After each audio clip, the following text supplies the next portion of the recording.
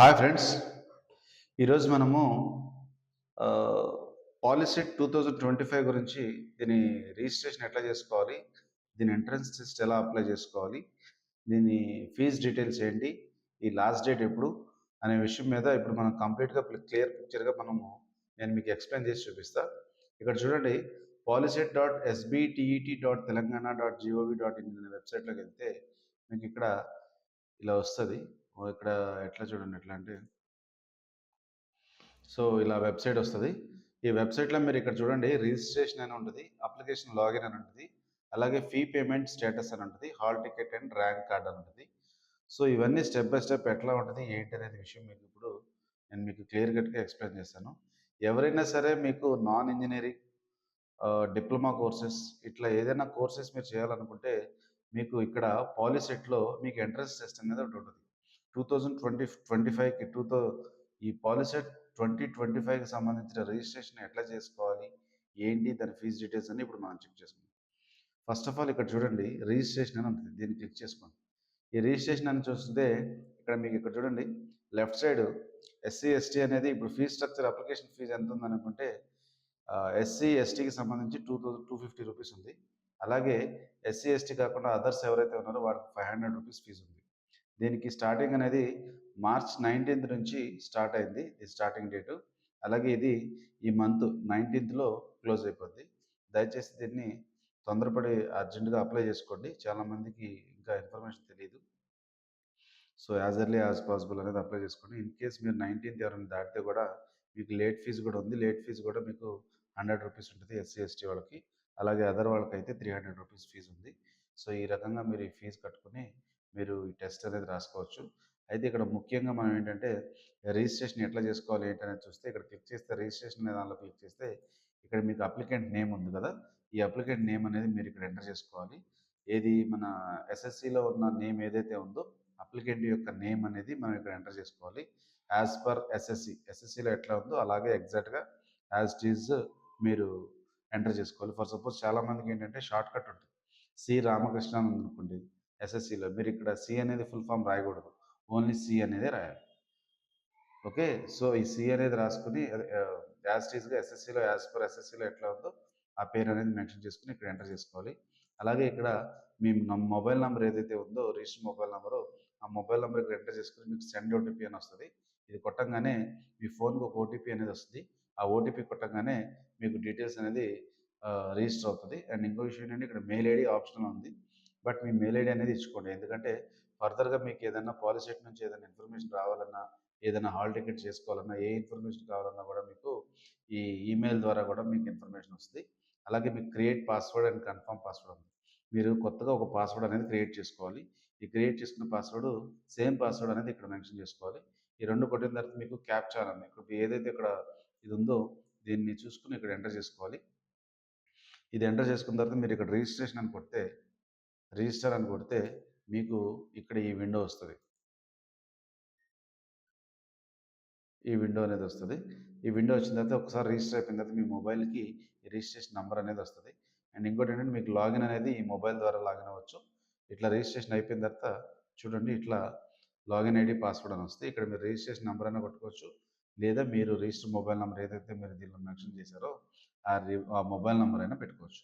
పెట్టుకున్న తర్వాత మనము క్రియేట్ చేసిన పాస్వర్డ్ ఏదైతే ఉందో అది ఇక్కడ ఎంటర్ చేసుకొని ఇక్కడ క్యాప్చా ఎంటర్ చేసుకొని ఇక్కడ లాగిన్ కొట్టుకోవాలి. వన్స్ ఇది కొట్టుకున్న తర్వాత మీకు ఇక్కడ ఆప్షన్ ఇట్లా వస్తది. ఇందులో మీరు పేమెంట్ ఫీజ్ కట్టాలి. ఏ కేటగిరీకి ఏ ఫీజ్ అనేది ఇక్కడ ఉంటది. ఇక్కడ పే ఫీజ్ అని కొట్టిన తర్వాత మీరు ఇక్కడ చూడండి ఇందులో ఓసీ అని అక్కడ సెలెక్ట్ చేసుకున్నాం కాబట్టి ఇక్కడ 500 వచ్చింది. అదే ఎస్సీ, ఎస్టీ అని పెడితే మీకు 200 వస్తుంది. ఈ రకంగా మీరు క్యాస్ట్ పరంగా మీరు ఫీజ్ ఉంటది. ఇది క్లిక్ చేసుకొని ఇక్కడ బిల్ డెస్క్ అని ఉంటది. టీ వాలెట్ ఉంటది. బిల్ డెస్క్ అంటే నెట్ బ్యాంకింగ్ ఏదైనా పేమెంట్ కట్టాలన్నా మీకు ఏ ఆన్‌లైన్ పేమెంట్స్ అయినా దీని ద్వారా సెలెక్ట్ చేసుకొని ఇక్కడ అగ్రీ అనేది టిక్ చేసుకొని ఇక్కడ సబ్మిట్ కొడితే మీకు ఇట్లా పేమెంట్ పడుతుంది. అండ్ పేమెంట్ ఒకసారి అయిపోయిన తర్వాత మీకు ఇక్కడ చూడండి క్వాలిఫైడ్ ఎగ్జామ్ డీటెయిల్స్ ఉంటుంది. ఎగ్జామ్ అంటే ఆల్రెడీ మీరు ఎస్ఎస్సి ఉందనుకోండి ఎస్ఎస్సి అనేది ఇక్కడ మెన్షన్ చేసుకోవాలి. అలాగే ఇక్కడ హాల్ టికెట్ నెంబర్ అనేది మెన్షన్ చేసుకోవాలి. అలాగే ఇక్కడ చూడండి ఎప్పుడు పాస్ ఆఫ్ ఇయర్ ఎప్పుడు అనేది ఇక్కడ మెన్షన్ చేసుకోవాలి. అలాగే మీ ఎస్ఎస్సి టైప్ రెగ్యులరా, సప్లిమెంటరీ అవన్నీ కూడా మీరు మెన్షన్ చేసుకోవచ్చు. ఈ కేటగిరీ ఉంటుంది. ఇట్లా మీరు సెలెక్ట్ చేసుకొని మీరు గెట్ డీటెయిల్స్ అనేది కొట్టినట్టయితే మీకు ఈ డీటెయిల్స్ అన్నీ ఇట్లా వస్తది. ఇక్కడ చూడండి personal details, communication details, category, special category, exam centre details, study centre and photo and signature. ఈ కేటగిరీస్ అన్నీ మనం ఫిల్ చేసుకోవాలి. ఇప్పుడు మనం కమ్యూనికేషన్ డీటెయిల్స్‌లో ఉన్నాం. ఈ కమ్యూనికేషన్ డీటెయిల్స్‌లో మీరు మీ యొక్క ఆధార్ కార్డ్, మీ యొక్క అడ్రస్, మీ ఇంటి అడ్రస్ ఏదైతే ఉందో house number, street, locality, landmark, village, city, state, district and mandal ఈ డీటెయిల్స్ అన్నీ ఫిల్ చేసుకొని మీరు నెక్స్ట్ అనేది కొట్టుకోవాలి. కొట్టుకున్న తర్వాత మీకు ఇక్కడ కేటగిరీ డీటెయిల్స్ ఉంది. ఏ కేటగిరీ మీరు ఎస్సీయా, బీసీయా, ఓసీయా ఈ కేటగిరీ అని మెన్షన్ చేసుకొని మీకు ఇక్కడ ఆధార్ నంబర్ అనేది మెన్షన్ చేసుకొని మీరు నెక్స్ట్ అనేది కొట్టుకోవాలి.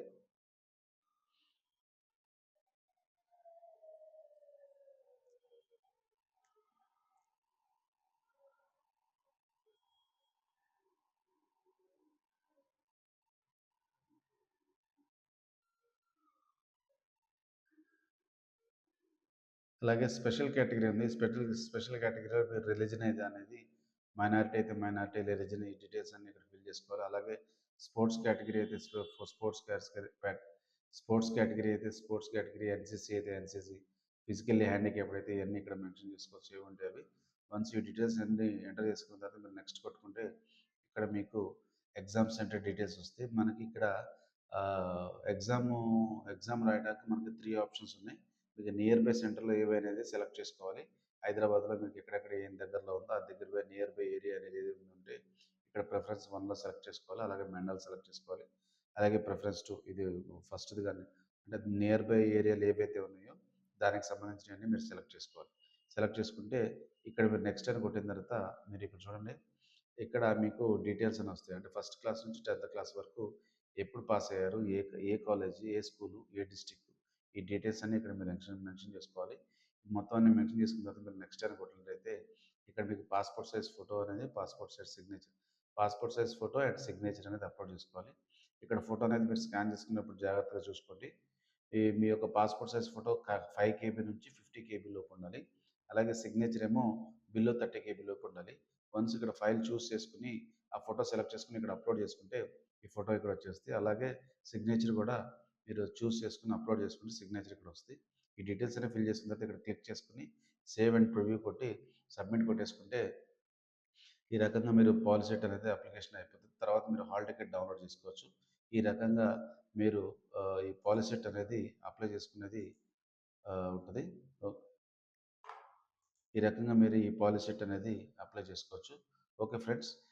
ఈ రకంగా మనము ఈ ఛానల్‌ని మీరు ఫస్ట్ టైమ్ వచ్చినట్టయితే సబ్స్క్రైబ్ చేసుకొని లైక్ చేసుకోండి. చేసుకున్న తర్వాత ఇటువంటి వీడియోస్ ఇంకా మీకు పోస్ట్ చేస్తాను. Okay friends. Thank you. జై హింద్.